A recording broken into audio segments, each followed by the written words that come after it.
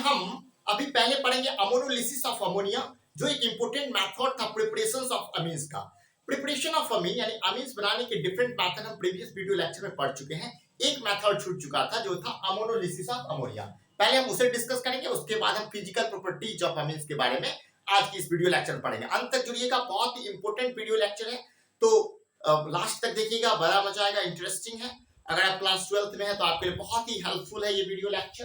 तो सबसे पहले क्या होता है, तो अमोनिया जो है वो क्या करेगा, अल्काइल हैलाइड के साथ रिएक्शन करेगा और फॉर्मेशन करेगा अमीन्स का।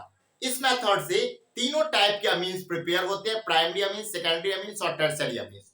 तो क्या करते हैं, सबसे पहले हम अमोनिया का रिएक्शन करवाते हैं अल्काइल हैलाइड के साथ, और ये जो रिएक्शन होता है वो सील्ड ट्यूब में होता है, ठीक है।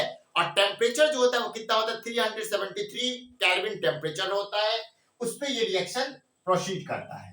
तो होता क्या है आपको पता होगा, RX जो है, RX क्या है, अल्काइल ग्रुप में हेलोजन एटम जुड़ा है, और अल्काइल ग्रुप जैसे मान के CH3 है, तो ये बॉन्ड कार्बन और हेलोजन के बीच में होता है। तो आपको पता होगा कि कार्बन और हेलोजन के बीच में इलेक्ट्रोनेगेटिविटी का डिफरेंस होता है हमेशा, जो है वो ये हेलोजन एटम ही क्या होगा, मोर इलेक्ट्रोनेगेटिव होगा, ठीक है। जैसे मान के फ्लोरीन का देख ले, क्लोरीन का देख ले, ब्रोमीन का, आयोडीन का देख ले, तो किसी सबसे ज्यादा इलेक्ट्रोनेगेटिव कौन होगा, हेलोजन होगा।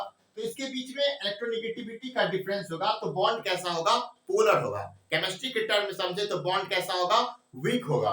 तो जब इनके बीच में बॉन्ड वीक होता है और यहाँ पे जब इसका रिएक्शन अमोनिया के साथ होता है, तो अमोनिया के पास होता है लोन पेयर। क्या होता है, लोन पेयर, लोन, और इसके ऊपर क्या आ जाता है, स्लाइटली पॉजिटिव चार्ज, इसके पास slightly negative charge. Lone pair जो है इस कार्बन, इस अल्काइल ग्रुप पर अटैक करता है, और ये जो है वो अमोनिया के साथ अल्काइल ग्रुप जुड़ जाता है, और हेलोजन एटम जो है वो बाहर निकल जाते हैं यहाँ से, बॉन्ड ब्रेक करके इलेक्ट्रॉन लेकर के, ठीक है, क्योंकि ज्यादा इलेक्ट्रोनेगेटिव है। तो अब क्या होता है, देखिए सबसे पहले अमोनिया का रिएक्शन होता है अल्काइल हैलाइड के साथ सील्ड ट्यूब में 373 केल्विन टेम्परेचर पे। तो क्या बनता है, देखिए R N, अब ये लोन पेयर से ये बॉन्ड बना लिया, तो नाइट्रोजन के ऊपर आ जाएगा अब पॉजिटिव चार्ज, ठीक है। फिर कोई अनदर अमोनिया आता है और अपने लोन पेयर से इस हाइड्रोजन को लेके चला जाता है, तो NH4 प्लस बन गया। और ये जो X अब यहां से निकला है तो स्लाइटली नेगेटिव नहीं होगा, तो उसके ऊपर माइनस चार्ज आ गया, तो NH4X माइनस जो है वो इधर निकल जाता है, ठीक है। और इधर क्या बन गया, RNH2। तो RNH2 क्या हो गया आपको पता होगा, जब एक अल्काइल ग्रुप अमीन से जुड़े होते हैं तो हम क्या बोलते हैं, कौन सा अमीन है ये, प्राइमरी अमीन्स है। क्या है अमीन्स, प्राइमरी अमीन्स बन गया। फिर जब हम प्राइमरी अमीन्स का रिएक्शन करवाते हैं अल्काइल हैलाइड से, किसके साथ करवाते हैं प्राइमरी अमीन्स का रिएक्शन, अल्काइल हैलाइड से, तो यहाँ पे क्या बना, देखिए ये जो अल्काइल ग्रुप है ये नाइट्रोजन में जुड़ जाता है, और नाइट्रोजन पे था 2 हाइड्रोजन, एक हाइड्रोजन को फिर से अमोनिया आके ले जाता है, क्या बन गया, R2NH, क्या हो गया हमारा, सेकेंडरी अमीन्स। और जब इस सेकेंडरी अमीन्स का रिएक्शन करवा देते हैं फिर से अल्काइल हैलाइड के साथ, तो बनता है हमारा क्या, R2, एक R आ गया 3, R3NH, और H जो है वो निकल जाएगा, ठीक है, NH4X बन के। फिर जो है टर्सरी अमीन्स का रिएक्शन फिर अगर अल्काइल हैलाइड के साथ करवाते हैं तो R4N प्लस X माइनस, यानी कि क्वाटरनरी अमोनियम सॉल्ट बनता है। इस मेथड से हम क्या देखते हैं कि प्राइमरी, सेकेंडरी और टर्सरी तीनों अमीन्स बनाए जाते हैं। जैसे हम हॉफमैन ब्रोमाइड डिग्रेडेशन रिएक्शन देखे थे, गैब्रियल थैलेमाइड सिंथेसिस देखे थे, तो उन सब मेथड में प्राइमरी अमीन्स ही बनाया जाता था। लेकिन इस मेथड में क्या होता है, प्राइमरी, सेकेंडरी, टर्सरी अमीन्स तीनों बनाए जा सकते हैं। तो इसी के साथ, इसके साथ जो है वो प्रिपरेशन ऑफ अमीन्स के सारे कॉन्सेप्ट हम पढ़ा दिए। इस वीडियो में सिर्फ एक मेथड था, और इससे पिछले वीडियो में 5 मेथड हम बताए थे, जिसमें अमीन्स बनाने के हर एक method, by the reduction, nitro compound, Hoffmann bromide degradation reaction, Gabriel phthalimide, जितना भी था सारा उसमें प्रीवियस वीडियो में सिर्फ प्रिपरेशंस पे ही फोकस किए थे। एक टॉपिक किसी कारण से छूट गया था तो उसको हम इस वीडियो में कवर किए। अब बात करेंगे हम लोग फिजिकल प्रॉपर्टीज ऑफ अमीन्स के बारे में। तो पहले आप इसको अच्छे से कॉपी में नोट डाउन कर लीजिए। अब देखते हैं फिजिकल प्रॉपर्टीज ऑफ अमीन्स। तो इसमें सबसे पहला जो फिजिकल प्रॉपर्टीज है वो है फिजिकल स्टेट। क्या है, फिजिकल स्टेट, यानी कि अगर भौतिक गुण अगर हम देखेंगे अमीन्स का, तो पहला देखेंगे भौतिक अवस्था। तो जो लोअर अमीन्स होते हैं, मतलब जैसे जिसमें एक कार्बन 2 कार्बन वाले होते हैं, जो लोअर अमीन्स होते हैं वो गैसेस स्टेट में होते हैं। और स्मेल अगर देखें तो उनका स्मेल कैसा होता है, फीसी होता है, मतलब मछली के जैसा स्मेल होता है, ठीक है। तो ये हो गया। फिर अगर प्राइमरी एरोमेटिक, प्राइमरी अमीन्स का अगर हम बात करें, 3 और मोर देन 3 कार्बन, 3 कार्बन हो या 3 से अधिक कार्बन होता है, तो तो वो लिक्विड स्टेट में होते हैं। और अगर हायर अमीन्स की बात करें जो 8 से 10 कार्बन कंटेन करते हैं वो सॉलिड स्टेट में होते हैं। ठीक है, pure amines become coloured, pure amine जो होते हैं उनमें कलर आता है। क्यों आता है कलर? क्योंकि एटमॉस्फेरिक ऑक्सीडेशन के कारण। एटमॉस्फेयर में जो ऑक्सीजन है वो जब प्योर अमीन्स के साथ रिएक्ट करता है, वो जब प्योर अमीन्स में जुड़ जाता है, वो जब प्योर अमीन्स में ऐड हो जाते हैं तो अमीन्स के अंदर कलर्ड भी शो होता है। ठीक है, यानी कि एटमॉस्फेरिक ऑक्सीडेशन के कारण प्योर अमीन्स बिकम कलर्ड। ये बात समझ में आ गया। उसके बाद क्या करें कि एरोमेटिक अमीन, जैसे कि एरोमेटिक अमीन्स पर हम बात करें तो एक है हमारा एनिलीन।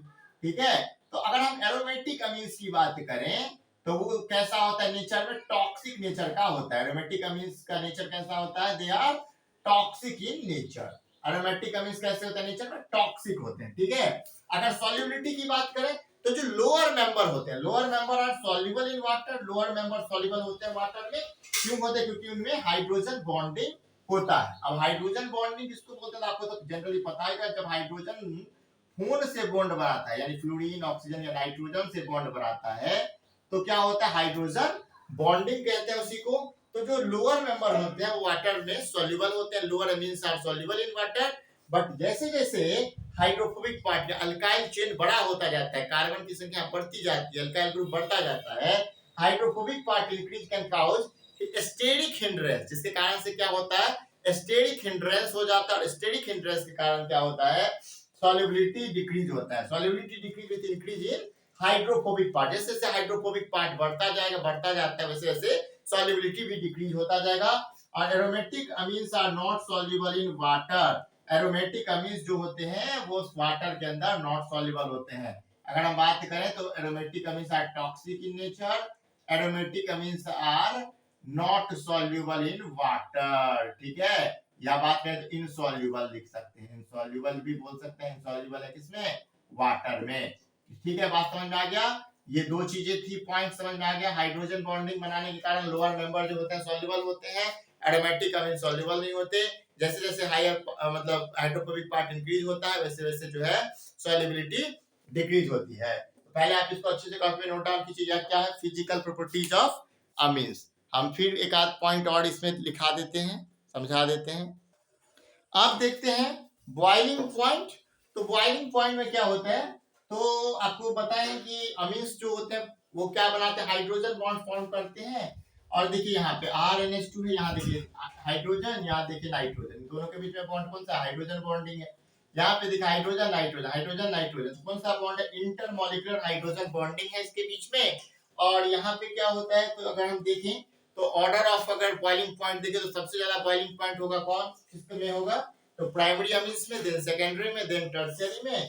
और अगर अमीन्स और अल्कोहल कार्बोक्सिलिक एसिड में कंपेयर करेंगे तो अल्कोहल और कार्बोक्सिलिक एसिड का बॉइलिंग पॉइंट अमीन्स से ज्यादा होता है। क्यों होता है?